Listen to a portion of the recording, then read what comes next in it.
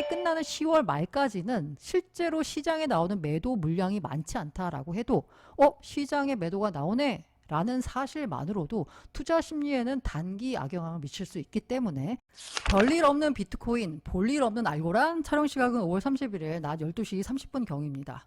자, 제가 왜 별일 없다라고 했냐면요. 최근 15일간 비트코인을 제가 시봉으로 본 겁니다. 바이낸스에서 가지고 왔고요. 보시면 아시겠지만 별일 없습니다. 그냥 쭉 유지가 되고 있죠. 14일에 6만 1000달러 선까지 밀렸던 비트코인 가격이 올라와서요. 지금 현재는 6만 8천, 7천에서 왔다 갔다 하고 있습니다. 크게 밀리지도, 크게 오르지도 못하고 있는 상황입니다. 그런데 요거를 제가 시계를 조금 줄여서 15분 봉으로 봤습니다. 5월 26일부터 해가지고 봤거든요. 이때 굳이 확인을 하자면 좀 약간의 큰 하락이 나왔습니다. 이거 왜 나왔을까라고 보면요. 바로 마운트 곡스 지갑이 2018년 5월 이후 처음으로 움직였다라는 게 감지가 됐기 때문입니다. 보니까요, 마운트 곡스 콜드 월렛이 보유한 14만 지갑이 전량 외부 이체가 됐고요. 그게 하나의 지갑으로 모였습니다. 그 신규 지갑은 3위 고래로 등극을 했습니다. 비트코인을 많이 갖고 있는. 그 다음에 나온 뉴스가 이게 또다시 3개로 쪼개졌대요. 하지만 여전히 이 마운트 곡스 이 파산 신탁관리위원회, 그러니까 이 돈은 아직까지는 파산 채권자들한테 돌아간 건 아니고 여전히 관리 중에 있는 코인이다 라고 보시면 됩니다. 자, 다행히 마운트 곡스 전 CEO가 밝히기를 채무 상환 준비 목적의 이동이었다. 매도 물량은 없었다라고 했습니다. 그러면 이론적으로 봤을 때요. 하나도 안 팔았거든요. 그런데 뉴스만으로 하락이 야기된 거죠. 당연히 투자 심리에 악영향을 미쳐서 이렇게 된 겁니다. 그 밖에 이제 여러 가지 비트코인 가격에 영향을 미치는 소식 가운데 금융상품에 대한 자금 유출입을 봐야 되겠죠. 와, 놀랍게도 지난주에만요 10.5억 달러의 디지털 자산 투자 상품에 돈이 들어왔습니다. 누적으로 보니까요, 올 들어서 지난주까지 누적 유입액이 149억 달러인데 연간 유입액이 사상 최대를 찍었습니다. ETF 자금 흐름만 놓고 보자면요, 화요일에는 총 4,500만 달러 순유입이 있었고요, 수요일에는 2,830만 달러, 그리고 목요일에는 30일 목요일에는 4,920만 달러의 순이익이 있었습니다. 자, 27일에는 다 제로죠. 자, 27일에는 메모리얼 데이로 미국 장이 휴장이었기 때문에 제로로 나왔습니다. 자금 흐름은 나쁘지 않은 편입니다. 자, ETF 자금 흐름이 좋은데요. 그 가운데서도 블랙락이 단연 앞서고 있죠. 근데 제가 블랙락에 대한 ETF의 기대 말씀을 드렸을 때 블랙락이 1경원 넘게 운영하고 있는 운용사다.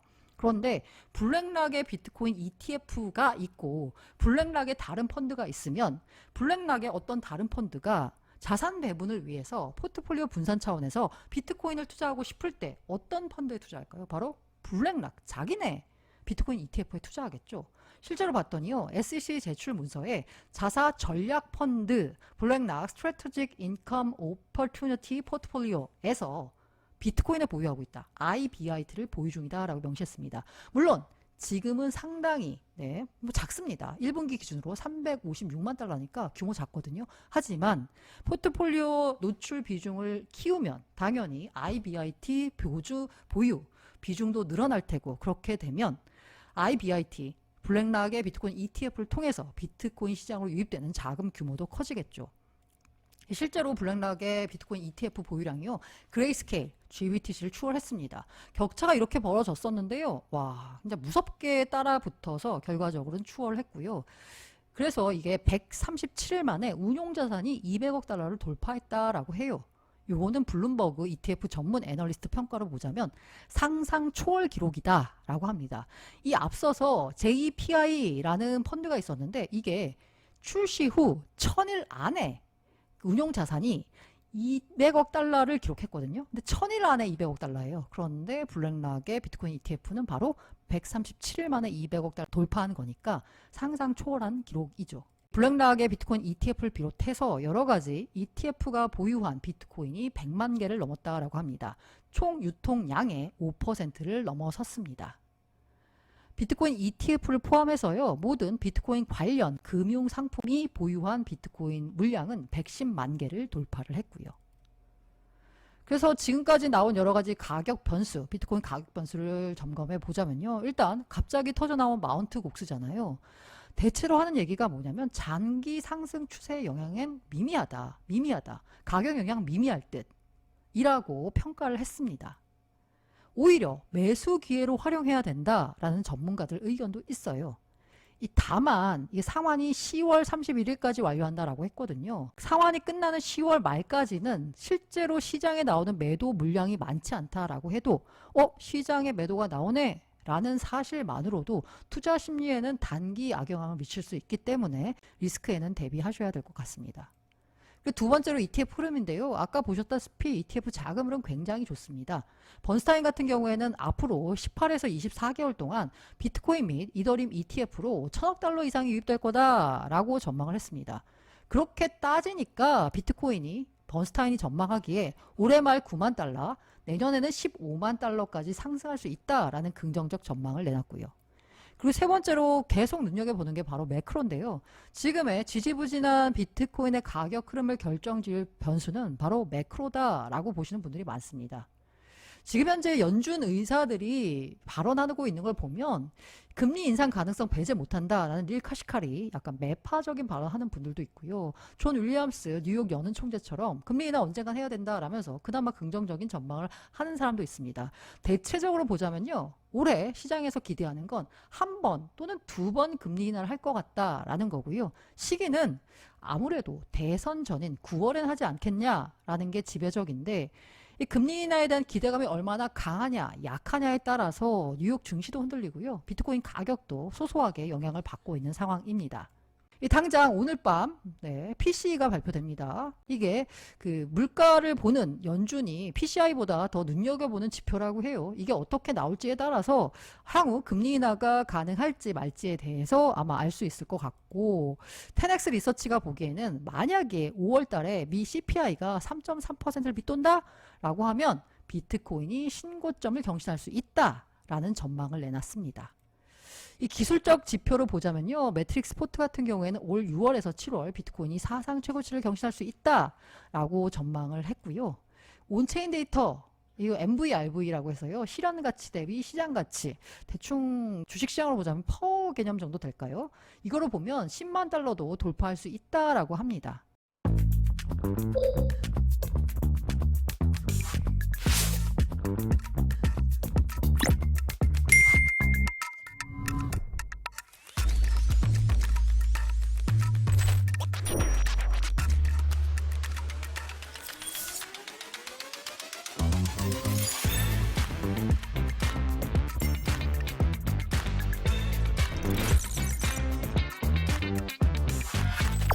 기쁘다 PPL 오셨네. 헤데라 넘버원 덱스 소서 수합과 함께하는 뉴스입니다.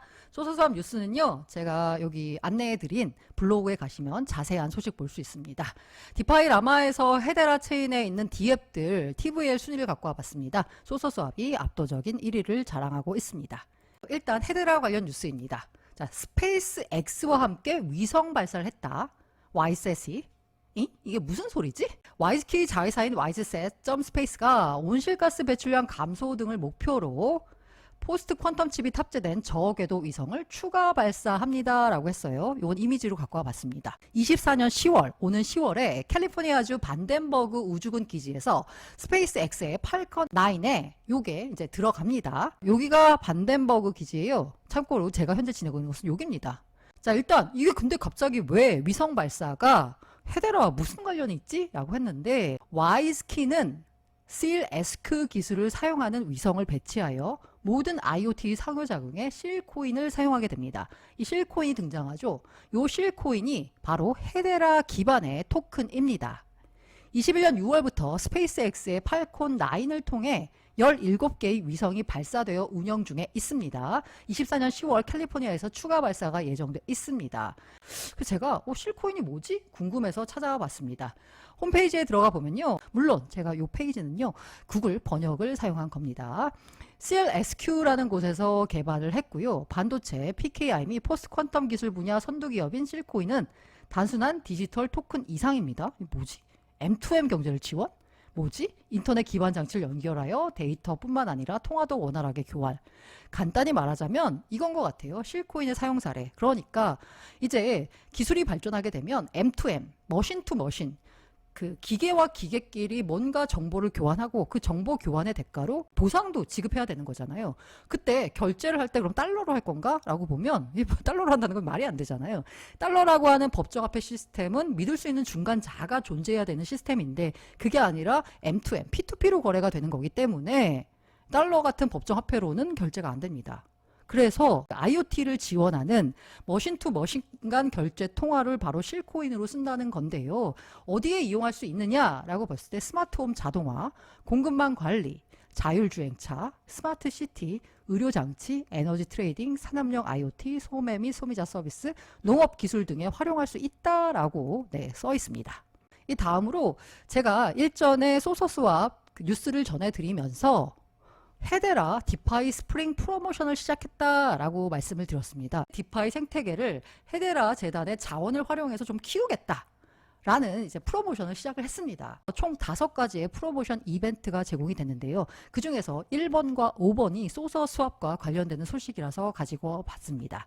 일단 첫 번째, 소서 스왑 HBAR 수도꼭지 파셋 연료가 충전되었습니다. 라는 거예요. 해시팩이나 소서 스왑에서 뭔가를 활용하려고 하면 수수료로 헤데라가 필요합니다. 근데 헤데라가 없으면 아예 거래 자체를 할 수가 없어요. 그래서 소정의 헤데라가 필요한데 그 필요한 헤데라를 프로젝트 측에서 주겠다라는 겁니다. 자, 소서스왑 디스코드에 방문 및 가입을 해서요. 팟셋 탭으로 이동한 다음에 채팅 입력 창에 이렇게 입력을 하게 되면 첫 1회 환적, 왜냐하면 수수료가 없을 테니까 첫 번째 한정으로 해가지고 수수료 사용을 위한 헤데라 토큰을 지급을 합니다. 그리고 매일 채팅 입력창에 이렇게 입력을 하게 되면 3회 총 3회에 걸쳐서 소서 토큰을 지급을 합니다. 챗꿀이라고 하나요? 채팅을 통해서 채굴 하는 이 채굴을 시작을 합니다. 5번째가 유동성 채굴 인센티브인데 그 소서 스왑에 보면 다양한 유동성을 공급할 수 있는 풀이 있습니다. 그 풀에 대해서 원래 나오는 보상 말고 추가로 200만 달러 상당의 헤데라 토큰을 지급을 한다라고 합니다. 자세한 내용은 소서스왑 코리아 공식 X 계정을 통해서 확인하시면 됩니다. 소서 스왑의 제작 지원을 받았습니다. 모든 투자 판단과 그에 따른 투자 결과는 투자자 본인의 책임입니다. 알고라인 미국 ETF 출시는 약일까 독일까? 촬영 시각은 5월 31일 낮 12시 50분 경입니다. 자, 이더리움 ETF로 상승 반전했습니다. 이게 제가 3개월 차트를 갖고 온 거거든요.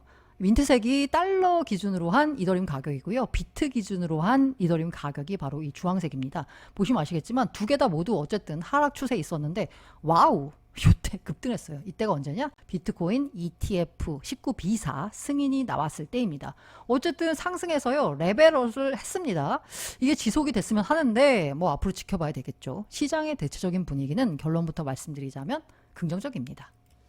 비트코인이 ETF 전에 기대감으로 이미 많이 오른 상황이었습니다. 근데 이더리움 같은 경우에는 ETF 승인 안 될 거라고 봤었거든요. 그래서 ETF 승인이 나기 전에 가격이 움직이질 않았어요. 그러니까 승인 이후에는 오히려 더 강세를 보일 거다라는 분석이 있습니다. 출시 언제 될까에 대해서 SEC가 신청사들한테, 운용사들한테요, S1 수정안 제출을 요청했습니다. 말씀드린 대로 ETF가 상장이 되려면 19B4 서류와 S1 서류에 대한 모두 승인이 필요한데요. 19B4 서류는 5월 23일 승인이 됐습니다. S1은 아직이에요. 근데 수정안을 제출한 얘기는 S1에 대한 승인을 해줄 테니까 이러이러한 점을 고쳐와 라는 거죠. 요청을 했고 실제로 여러 업체들이 업데이트 버전을 제출하고 있습니다. 블랙락이 냈고요. 그레이스케일이 냈고요. 뭐 여러 다른 운용사들이 제출하고 있습니다.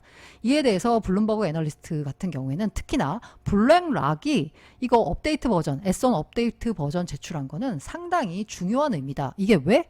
대표적인 발행사라고 하는 블랙락과 SEC가 뭔가를 지금 협상하고 있다는 의미잖아요. 곧 출시가 시간 문제일 뿐이다 라는 거죠. 피델리티 같은 경우에도 이더 현물 ETF를 예탁원에다가 티커를 등록했습니다. FETH, F이더입니다. 참고로 템플턴이 먼저 등록했거든요. EasyET라고 등록했고요. 블랙락은 ETH, 이더 A라고 등록을 했습니다. 티커를. 그리고 6곳에 이더 현물 ETF 신청사를 봤더니 커스터디 기업으로는 코인베이스를 모두 선정했습니다. 지금 현재 미국 쪽에서 나오는 ETF의 대부분의 커스터디는 코인베이스가 장악하는 느낌입니다. 그 ETF 관련돼서 이더리움 ETF 이 실제 나와도 우리가 기대하는 건 그거잖아요. 이더리움 ETF가 나오면 기관 자금이 ETF를 통해서 이더리움에 들어올 수 있다라는 건데, 문제는 기관들 관심이 비트코인에 비해서 별로 없다는 거예요.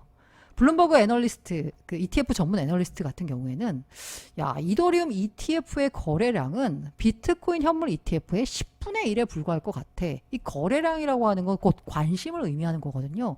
기관들이 비트도 안 하는데 이걸 하겠어요? 라는 게 사실 대부분의 시장 정서죠. JP 모건 역시 이더리움 현물 ETF에 올해 30억 달러가 순이입될 거다라고 하는데 비트코인보다 수요가 훨씬 더 적은 겁니다. 앞서 제가 비트코인 ETF, 블랙락 ETF의 운용 자산이 200억 달러 넘었다라고 했잖아요. 나온 지 137일 됐는데 200억 달러 넘었어요. 그런데 JP 모건의 전망은 이더리움 ETF 전체 해봐야 30억 달러밖에 안 들어올 거다라는 거잖아요. 수요가 확실히 없을 거다라는 거죠. 그리고 JP 모건이 생각하는 또 하나의 별로 그렇게 도움 안 될 것 같아, 이더리움 가격에 라는 전망의 근거 중에 하나는 또 뭐가 있냐? 그레이스케일 이더리움 트러스트가 있죠. 요거 이더리움 ETF 전환을 기대하고 진입한 투기 세력들이 있을 겁니다. 아마 그 할인율이 20%, 30% 벌어졌을 때 들어온 투기 세력의 경우에는 지금 현재 ETF 19 비사 서류가 승인이 되면서 할인율이 한 자릿수로 줄었거든요. 뭐 0. 몇 %, 1. 몇 % 이렇게 줄었어요. 그러면 이더리움 가격이 안 올라도 이 투기 세력들은 바로 그 할인율 그만큼만 그냥 앉아서 수익을 보고 있는 상황입니다. 만약에 ETF가 실제로 상장이 돼서 거래가 되면 당장 팔아도 이더리움 가격이 안 올라도 바로 20-30%의 수익 실현이 가능하죠. 때문에 이들이 팔기 시작하면 그닥 ETF에 돈 들어와가지고 실질적으로 이더리움 가격 밀어올리는 효과는 없을 거다라는 전망을 JP모건이 내놓고 있습니다. 게다가 많이들 얘기하는 게요. 야, 스테이킹이 빠진 이더리움 ETF 매력 없어 라는 거죠. 왜? 그냥 이더리움 들고 있으면 스테이킹 수익 약 연 4%를 앉아서 볼 수 있는데 ETF 형태로 갖고 있으면 이걸 포기해야 되는 거잖아요. 게다가 아직까지는 SEC가 좀 보수적이라서 이더 ETF에 스테이킹 기능을 넣기가 만만치 않습니다. 조금 시간이 걸릴 것 같아요. 스테이킹 기능을 포함하기까지는. 어쨌든 그 이더리움 그 본질을 놓고 보자면요. 현재 잘 나가고 있습니다. 이더리움 기반 토크나 미국 국채가 10억 달러를 돌파했다라는 겁니다. 자, 비트코인 디지털 금이라고 하면 이더리움 바로 플랫폼이죠. 바로 플랫폼으로서의 존재 이유를 입증하고 있죠. 금융 자산을 토큰화할 때 기본이 되는 플랫폼이 이더리움으로 쓰이고 있고 그렇게 해서 발행된 토큰화 펀드에 10억 달러가 이미 모였다라는 거죠. 이건 어떻게 보자면 뭐 블랙락의 힘이라고도 볼 수 있죠. 그리고 싱가포르 최대 은행도 이더리움에 베팅한 걸로 해석해야 될까요? 싱가포르 최대 은행인 DBS가 17만 3,700개 이더를 보유하고 있다라고 합니다. 자, 이것을 왜 보유하고 있는지에 대해서 이쪽 업체 측에서 직접 설명하지 않았지만 사실 DBS가 여러 가지 블록체인 기술을 활용한 금융 실험을 하고 있어요. 뭐 외환거래 등 뭔가 블록체인을 활용해서 하겠다라고 하는데 많이 활용하는 플랫폼이 바로 이더리움입니다. 아마도 싱가포르 최대 은행 DBS가 이더리움을 보유한 이유는 이들 자체가 여러 가지 블록체인을 활용한 금융 실험을 했을 때 안정감 있는 믿을 수 있는 플랫폼으로 이더리움의 가능성을 봤기 때문이 아닐까라는 생각이 듭니다. 그래서 체인질리 같은 경우에는요. 홍콩 소재 암호화폐 거래소인데 다음 달에 4,000달러 돌파할 거다라고 했는데요. 사실 다음 달 얼마 남지도 않았고요. 4,000달러 거의 붙었잖아요. 저도 4,000달러 돌파할 것 같습니다. 특히 이더 같은 경우에는 ETF 출시 기대감이라는 호재가 있죠. 게다가 시장이 모두 기대하고 있는 매크로 기대감, 연준 피봇이죠. 연준이 금리 인하 언제 할까? 요게 겹치면 랠리가 예상이 됩니다. 이 결론적으로 말씀드리자면 다른 코인에 비해서 상대적으로 센티멘트는 이더가 더 좋다라는 말씀을 드릴 수 있을 것 같습니다.